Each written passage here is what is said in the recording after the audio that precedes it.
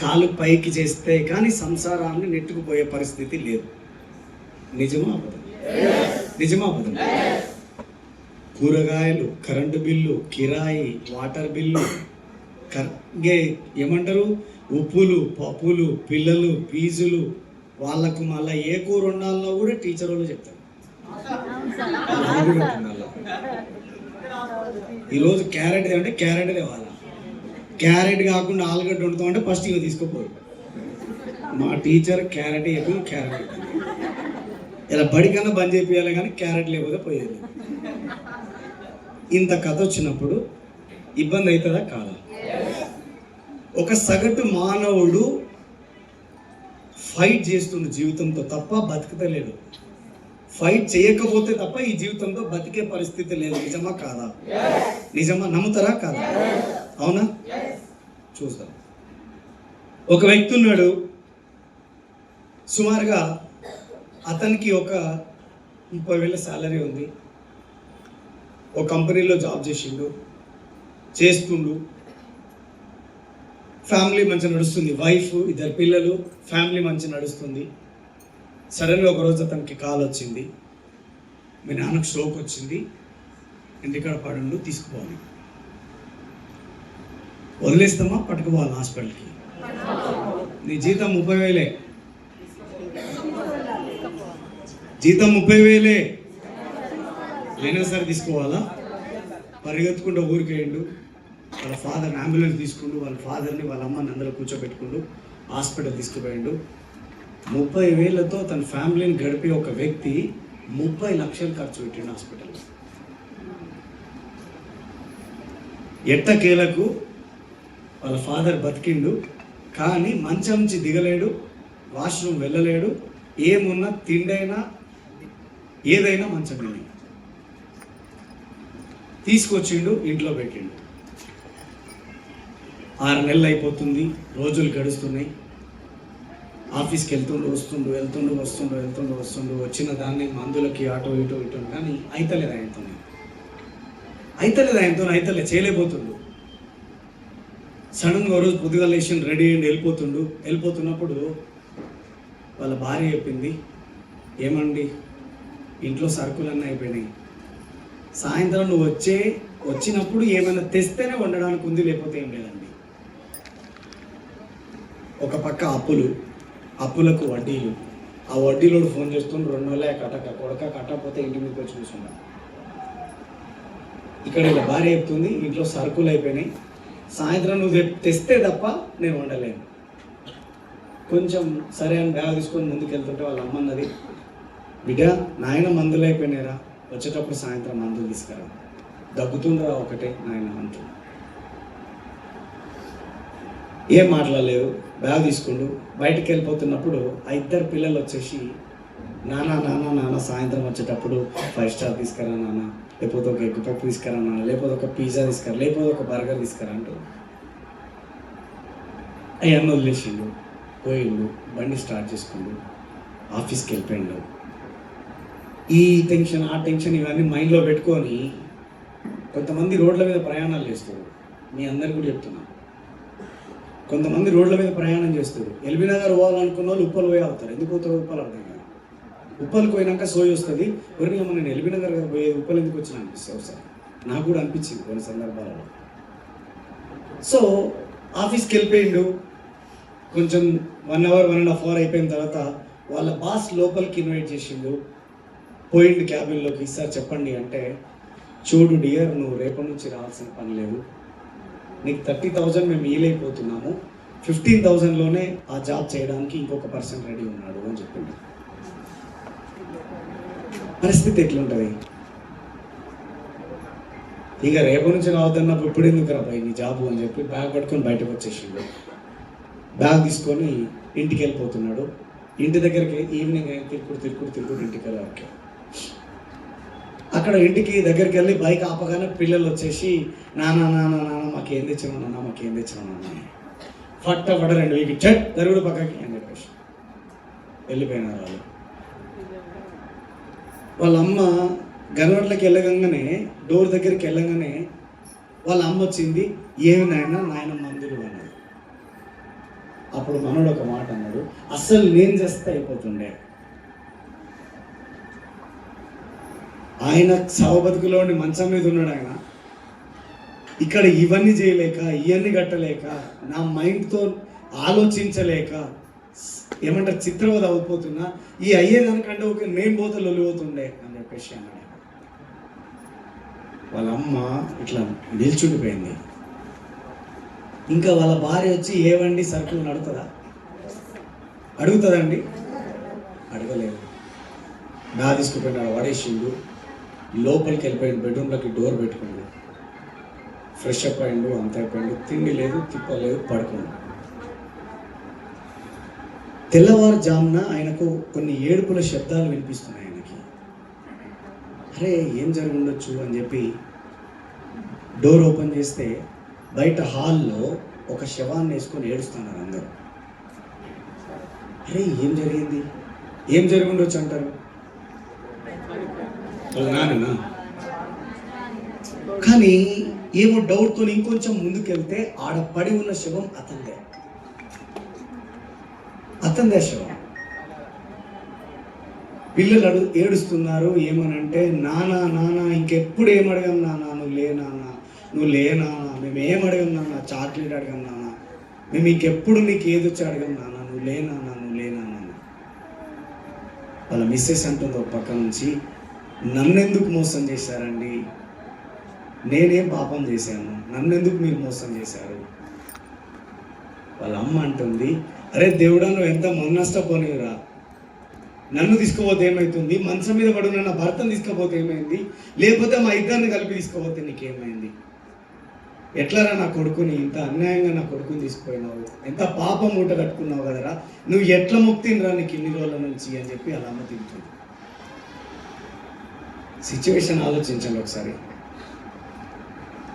ఆ ఫ్యామిలీ పరిస్థితి ఏంది, ముందల ఆ ఫ్యామిలీ ఎట్లుండబోతుంది, ఆ పిల్లల పరిస్థితి ఏంది, ఆ మంచం మీద ఉన్న వాళ్ళ నాయన పరిస్థితి ఏంది, ఆ ఇల్లుని నెట్టాల్సిన బాధ్యత ఆ లేడీ పైన ఉంది. ఆమె అన్ని రోజులు హౌస్ వైఫ్ ఉన్న ఆమె ఆ నెక్స్ట్ నుంచి ఏం పని చేయగలుగుతారు? ఇతను దేవుడికి మొరపెట్టుకుంటున్నాడు, దేవుడా ప్లీజ్ ఒక 6 నెలలు నన్ను వదిలేవా, ఒక 6 నెలలు వదిలేవా, నా పిల్లలు కూడా ఎట్లా ఏడుస్తారు, వాళ్ళకి నేనేమి ఇప్పలేకపోయినా, నిన్ననే వాళ్ళని కొట్టినా నేనేమి ఇయ్యలేదు వాళ్ళకి, చూడు నా భార్య నన్ను మోసం చేసినావు అంటుంది, నేను ఏం మోసం చేయలేను, నేను వాళ్ళకి చెప్పాలి, ప్లీజ్ నాకు ఒక 6 నెలలు టైం ఇవ్వ, ఏదన్నా వాళ్ళకి ఒకటి చేసి మళ్ళీ వచ్చి చచ్చిపోతా, ఛాన్స్ ఉందా? ఉన్నదా ఛాన్స్? మరి ఎట్లా పరిస్థితి? మరి పరిస్థితి ఏంది? ఈ భూమికి ఎందుకు వచ్చినాం మనము? ఇప్పుడు చస్తే ఎల్లుండికి 3 వద్దులు చేస్తారు. Yes or no? గొంతులో గ్యాస్ ఉన్నంత వరకే నీకు విలువ. ఈ గ్యాస్ పోయిన మరుక్షణం నిన్ను పేరు పెట్టి పిలవడం బాగా చేస్తారు. ఏం ఆలోచిస్తుంది నీ జీవితం? సో విపరీతంగా ఏడుస్తుండు, దేవుడికి ఇంకా అడుగుతుండు, బెగ్ చేసి అడుక్కుంటుండు, ఎట్లా చేయి స్వామి నాకు ఒక 6 నెలల టైం ప్లీజ్, నువ్వు ఏ దేవుడు నాకైతే ఒక 6 నెలల టైం అని చెప్పి ఏడవడం స్టార్ట్ చేస్తుంది, విపరీతంగా ఏడవడం స్టార్ట్ చేస్తుంది.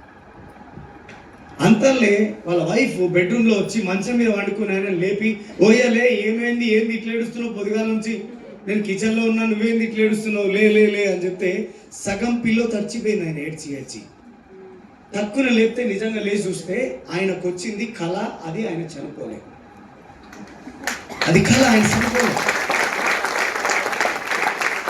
ఎందుకు మీరు క్లాప్స్ ఇస్తున్నారు? ఎందుకు? అరే ఎవరో ఆయన ఎవరో కదా, మీరెందుకు క్లాప్స్ ఇస్తున్నారు? సాటి మనిషి అని కదా. మరి మీ పరిస్థితి ఏంటండి? ఇది నీ కుటుంబంలో జరిగితే నీ పరిస్థితి ఏంది? ఎవడున్నాడు నీ దగ్గర వచ్చి నీ కూర్చొని ఇప్పుడు తీరువాటుగా కూర్చొని ఏడ్చే నీకు కూడా జనాలు లేరు.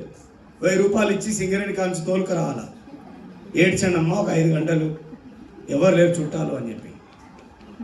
నిజమా కాదా? సీరియస్గా మాట్లాడతా ప్లీజ్, ఇది నిజం, అవునా కాదా? మరి మన లైఫ్ ఒకవేళ అదే సిచ్యువేషన్లో నేనుంటే, మీరుంటే, ఒకవేళ అది కల కాకపోతే, ఎస్ ఆర్ నో? చాలా మందిని అడిగితే వాళ్ళు అంటారు పోయేదేమిలే, ఇంకా చాలా ఉంది లైఫ్. రేపు పొద్దుగాల నువ్వు బతుకుతావని పేపర్ మీద రాసి చూస్తా, ఈ నుంచి మీ ఇంటికి పోతావని పేపర్ మీద రాసి. గ్యారంటీ లేని వస్తువులం మనం, వారంటీ గ్యారంటీ లేని వస్తువులం. ఆలోచించండి ఒకసారి. అతనికి కళ నుంచి బయటకు లేచిన తర్వాత ఒకసారి ఆలోచించండి, అతను అట్లనే ఉంటాడా లేకపోతే ఇంకా వేరే అవకాశం తీసుకొని అతను సంపాదించడానికి ట్రై చేస్తాడా?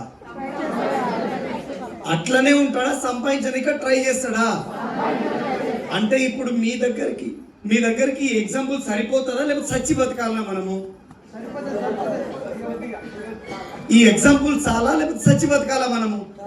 ఇప్పుడు మనం మారాలంటే ఇప్పుడు అవన్నీ జరగాల లేకపోతే ఈ ఎగ్జాంపుల్ చాలా ఈ ఎగ్జాంపుల్? ఎంతమందికి ఈ ఎగ్జాంపుల్ తో ఈ రోజు నుంచి నేను మారుతా అని డిసైడ్ అవుతున్నారు? ఎంత దించాలా నాకేదైనా వినబడదు కనబడదు. ఎంతమంది ఈ రోజు ఈ స్టోరీ తర్వాత నేను మారుతున్నాను, నా జీవితం మార్చుకుంటాను, ఈ రోజు నుంచి ఈ బిజినెస్ ని చాలా సీరియస్ గా పనిచేస్తా అని చెప్పి ఎంతమంది డిసైడ్ అయ్యారో ప్లీజ్ మీ హ్యాండ్ రైజ్ చేయండి ఒకసారి. Are you ready? చలో, ఇప్పుడు ఒక క్లారిటీ వచ్చింది మనకి. రెండోది, అసలు కొంతమందిని ఇట్లా టచ్ చేస్తే వాళ్ళు ఏమంటారంటే బిజీ ఉన్నా అంటాడు. నువ్వు ఏం చెప్పకుండా ఇట్లా ముట్టుకున్నా సరే బిజీ ఉన్నా నేను ఏంది అంటాడు. వాడు ఏం చేస్తావురా నువ్వు అంటే ఇక అదేదో చెప్తాడు. ఈ బిజీ ఉండంటే అది ఫెయిల్యూరా సక్సెస్ తెలియదు. సముద్రంలో చెరువులో దూకినోడు ఈత వచ్చినోడు కాళ్ళు ఎక్కువ కొడతాడా, ఈత రానోడు కాళ్ళు ఎక్కువ కొడతాడా? అదేంది, ఈత వచ్చినోడు కదా ఎక్కువ కాళ్ళు కొట్టాలి. అట్లా కాదా? నాకు అర్థం కాదు. అట్లా కాదా? ఎట్లా మరి? ఈత వచ్చినోడు తక్కువ కొడితే ఈత రానోడు ఎక్కువ కొడతాడా? ఊరే దాన్నే బిజీ అంటారు. వాసన చెప్పాలంటే దాన్ని బిజీ. ఎవరే అన్న పిలిచినంటే బిజీ ఉన్న మునుగుతున్నా జరాగంటున్నాడు. కొట్టుకోడు మునుగుతే లాస్ట్కి ఏదో ఒకటి తేలుతుంది. ఎస్ఆర్మా? లేదంటే చెయ్యో తాడొచ్చి గుంజుతాం మీది మోకాలు. ఈ మీది మోకాలు రానోడు ఏం చేస్తాడు? మునుగుతాడు. సి నారాయణ రెడ్డి ఒక మాట చెప్తాడు, ఎవడికి కావాలో ఓడిన వాడి సంజాయిషి, వాళ్ళకు కొట్టుకుపోయిన వాడికి లోకం జల సమాధి కడుతుంది, అదే ఒడ్డున చేరిన వాడికి లోకం వంగి సలాం కొడుతుంది అని చెప్తుంది. అరే నువ్వు ఫెయిల్యూర్ క్యాండిడేట్ అయితే నీ జోలి నాకు అక్కర్లే. నువ్వు ఫెయిల్యూర్ అంటే నాకు అక్కర్లే. నువ్వు సక్సెస్ఫుల్ పర్సన్ అయితే రాయిడ కూసో అంటారు జనాలు. Yes or no? నీ దగ్గర డబ్బు లేదు, ఎవడరా నువ్వు? అదే నీ దగ్గర డబ్బు ఉంటే మావాడే. వింటున్నారా ఈ మధ్యలో? డబ్బులకే అన్నీ వస్తాయి. డబ్బులు లేకపోతే ఏం చెయ్యలేనోడు కూడా డబ్బులుంటే ఏమైనా చేయగలడు. Yes or no? మరి డబ్బులు ఉండాలన్నా ఉండొద్దా? మరి డబ్బులు ఏడున్నాయి, మనం ఏడున్నాం? చూడండి, ఇప్పుడు ఒక వ్యక్తి మీరే ఉన్నారు, 30,000 సాలరీ తీసుకుంటున్నారు, ఒక కంపెనీలో పనిచేస్తున్నారు. క్లియర్? ఎన్ని నెలలు పనిచేస్తారు సంవత్సరంలో? ఎన్ని పైసలు అవుతున్నాయి? 3,60,000 రూపాయలు అవుతున్నాయి. నిజమా కాదా? అవునా? సంవత్సరానికి మీ సంపాదన ఎంత? 3,60,000. ఎన్ని సంవత్సరాలు కష్టపడాలి?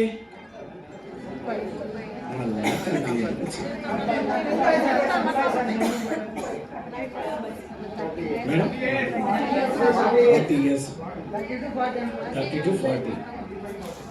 కొంతమంది భగవంతుడు పిలిస్తే ముందే పోవాలి 20 ఏళ్ళు, లేకపోతే 40 ఏళ్ళు.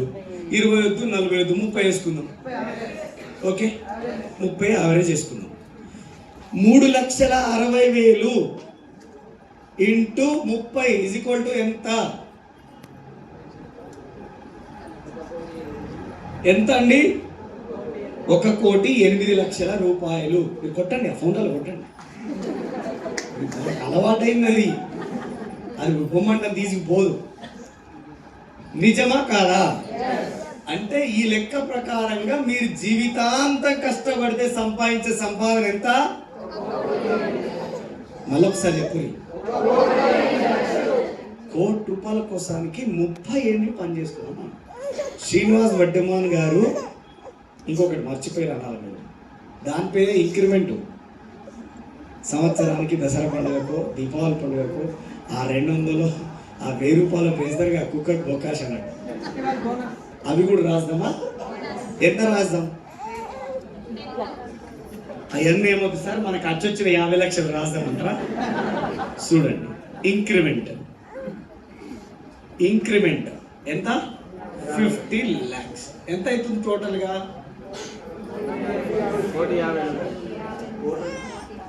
1,58,00,000. మీరు ఉన్నన్ని రోజులు పనిచేస్తే సంపాదించేది 1,58,00,000. ఇప్పుడు ఇందాక మనము ఇంకేదో మాట్లాడినాం, మనం 100 కోట్ల డ్రీమ్లు. ఇగో చూడండి, మనం ఇవి మాట్లాడేటప్పుడు ఒక్కరన్నా కింద ఉంటారా? మినిమం ఆకాశం, మబ్బులు. సినిమాలలో చూపిస్తారు చూడండి, ఓల్డ్ సినిమాలలో దేవకన్యలు వస్తుంటే మబ్బులకి వెళ్ళి వస్తారు చూడండి, ఆడటం ఇవి అనేటప్పుడు. Yes sir no? కావాలా వద్దా? ఇవి కావాలనే ఉంది మరి. కానీ ఇవి కాకపోతే మనం ఇంకోటి ఏమనుకున్నాం మరి? ఈడెంత ఉంది? గట్టిగా మాట్లాడు. 2.5 కోట్ల రూపాయలు ఉంది. మరి 2.5 కోట్లకి వెళ్ళి 1,58,00,000 తీస్తే ఎన్ని?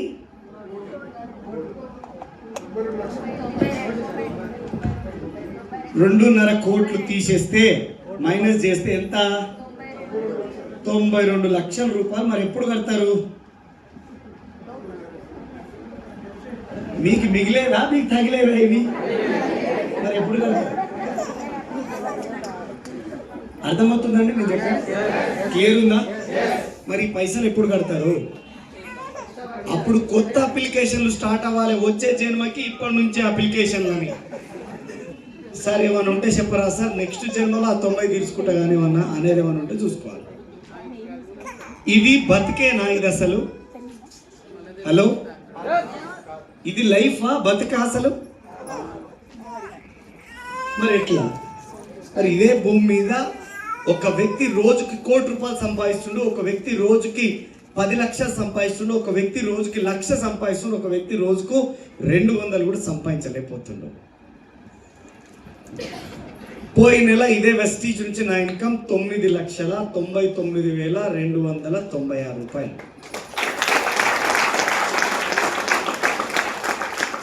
అంటే నాకు వచ్చిన మీకు కుల్లా ఎందుకు సపోర్ట్ తక్కువ కొడుతుంది? మీరు మీకు రావు, ఇక సపోర్ట్ మళ్ళీ పడిపోతే మీకు పైసలే రావు. కావాలా వద్దాయి పైసలు? కావాలా? ఒకవేళ యావరేజ్ 10 లక్షలు వేసుకుందాం.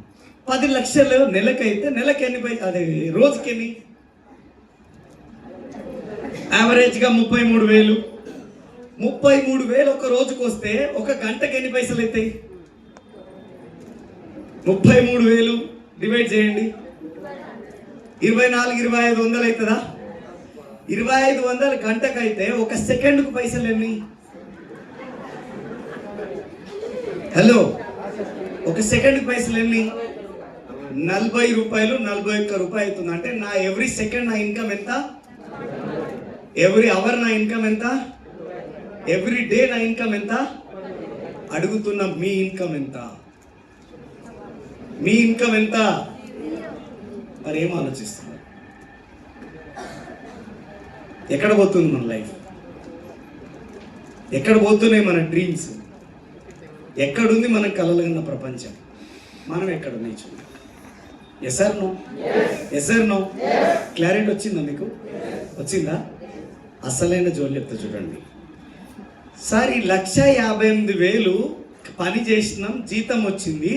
ఈ జీతము ఇట్లనే దాచిపెడితేనే 1,58,00,000. అట్లే దాచిపెడతావా, ఖర్చు పెడతావా? మరి ఇంక నీ దగ్గర ఉన్నాయి ఏమున్నాయి? మరి ఏంది లైఫ్? మేడం మళ్ళీ కన్ఫ్యూజ్ అయిపోయింది. మేడం నా ముందు కూర్చొని నన్ను కన్ఫ్యూజ్ చేశాను. ఒరే ఎట్టెట్ట తిప్పిండు, మళ్ళీ ఏమో చెప్పిండు నేను అనుకుంటున్నా. ఇప్పుడు నెలకు నా ఇన్కమ్ 20,000 ఉందండి. 20,000 అట్లే తీసుకుపోయి బీరువాలో పెడుతున్నానా, ఖర్చులు పెడుతున్నానా? మరి ఖర్చు పెడితే 1,58,00,000 ఏడున్నాయి ఇంకా? మరి ఇంకా నీకు ఇల్లు ఏమొస్తుంది, పొల్లు ఏమొస్తుంది, కారు ఏమొస్తుంది, కథ ఏమవుతుంది? మరి ఏంది ఇది? మరి ఈ భూమి మీదకి ఎందుకు వచ్చినాం మనము? ఈ భూమి మీదకి ఎందుకు వచ్చినాం మనము? ఏం సాధిస్తున్నాము, ఏం చేసినాము, ఏం సంపాదించినాము, ఏం క్రియేట్ చేసినాము? Yes or no? కొత్త ఉందా? అర్థమైతే లేదా? ఏంది కదా? కరెక్టే ఉందా? లెక్క బండి సక్కర పోతుందా? పోతుంది కదా. చూడు, అసలు లెక్కను మార్చే ఒక చిన్న చిట్కా చెప్పేస్తా. ఈ రోజు నుంచి మీరు ఇంప్లిమెంట్ చేస్తే కమింగ్ 6 months, వచ్చే 6 నెలల్లో మీ ఇన్కమ్ ₹1,00,000 చూపిస్తారు. 100కు 100%. Are you ready? Are you ready? చూడండి, మీరు మీ పనులు చేస్తున్నారు, మీ ఇన్కమ్ 1,58,000, మీ జీతం 30,000, మీ జీతం మీకే ఉంది. Yes sir no? కానీ పార్ట్ టైం గా ఈ బిజినెస్ చూస్తున్నాం, ఈ బిజినెస్ చేయాలని డిసైడ్ అయినాం. అవునా? Yes sir no? ఒకవేళ వెస్టీజ్ లో క్రౌన్ డైరెక్టర్ కావాలంటే ఎంత టైం పడుతుంది? 1 year, 6 months. Define your dream, define your work. 3 months కూడా పట్టవచ్చు. 145 days లో క్రౌన్ అయిన వ్యక్తి కూడా మన దగ్గర ఉన్నారు. కానీ మరి ఎందుకు సార్ అంత అవసరం లేదు కదా? 2 ఏళ్ళు రాసుకుందామా? 2 ఏళ్లలో ఒక వ్యక్తి క్రౌన్ కాడా? కాకపోతే ఆయన కరెక్ట్ బిజినెస్ చేసే పర్సన్ కాడు. ఆయనకి కొబ్బరికాయ కొట్టి మీద కిందకి తీసి అక్కడ పడేయండి, ఆయన కూడా దొబ్బేయండి. 2 ఏళ్లలో ఒక వ్యక్తి బిజినెస్ లో వచ్చి ₹1,00,000 సంపాదిస్తలేడు, ఈ బిజినెస్ సీరియస్ గా చేస్తలేనంటే లెక్క. 2 ఏళ్లలో వెస్టీజ్ లో మీ ఇన్కమ్ 1,00,000 ఉండి తీరాలి.